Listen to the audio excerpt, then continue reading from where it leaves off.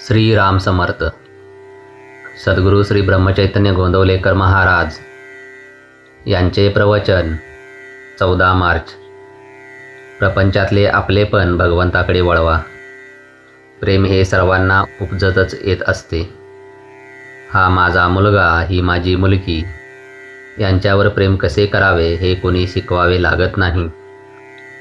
एकदा आपले मानले की प्रेम आपोआप निर्माण होते. पण हे प्रेमसुद्धा खरे बघितले तर स्वार्थी आहे. मुलगा ऐकत नाही, तो वाटेल तसे वागतो अशी आपण तक्रार करतो. त्याच्यावर जर आपले खरे प्रेम असेल तर आपण तशी तक्रार करणार नाही.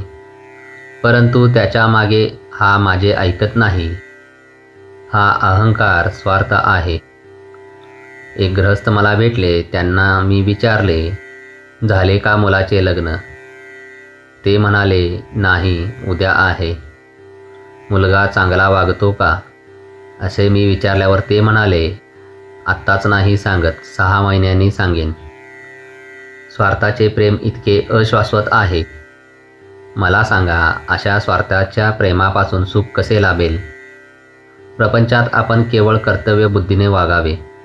मग मुलगा माझे ऐकत नाही हा प्रश्नच उद्भवणार नाही. खरोखर प्रपंच हा एखाद्या प्रयोगशाळेसारखा आहे. कॉलेजचे शिक्षण पुरे करण्यासाठी काही महिने तिथे शिकावे लागते असे म्हणतात. त्या प्रयोगशाळेतून काही उत्पादन काढण्याचा उद्देश नसतो. फक्त मुलांना शिकवण्यासाठी त्यांचा उपयोग होतो. तिथे सर्व काही शिकून घ्यायचे असते.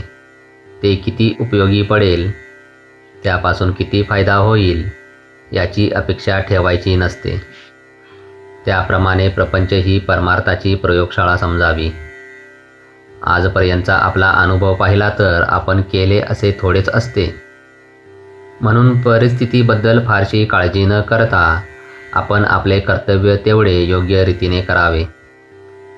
आपल्या वृत्तीवर परिणाम होऊ देऊ नये. प्रत्येक गोष्ट घडायला योग्य वेळ काळ यायला लागतो. तेव्हा कर्तव्यबुद्धीने वागून काय ते करा आणि भगवंता, हा प्रपंच तुझ्या इच्छेने चालला आहे असे म्हणा. म्हणजे आपोआप भगवंताचे प्रेम लागेल. प्रपंचातले जे आपलेपण आहे ते भगवंताकडे वळवा. घरातल्या मंडळीवर निस्वार्थ बुद्धीने प्रेम करायला शिका. म्हणजे परमार्थ आपोआप साधेल आणि आपलेपणा भगवंताकडे वळविल्यामुळे भगवंतावर प्रेम जडेल. याकरिता काही वेगळे करणे नको. हा आपलेपणा निर्माण होण्यासाठी भगवंता वाचून आपले नडते ही भावना झाली पाहिजे. याकरिता आपण त्याच्या अखंड सहवासात राहण्याचा प्रयत्न केला पाहिजे. त्याच्या नामस्मरणानेच ही गोष्ट सहज शक्य आहे. जय जय रघुवीर समर्थ. आजचे बोधवाक्य.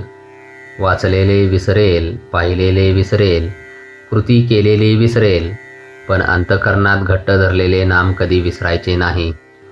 श्रीराम समर्थ.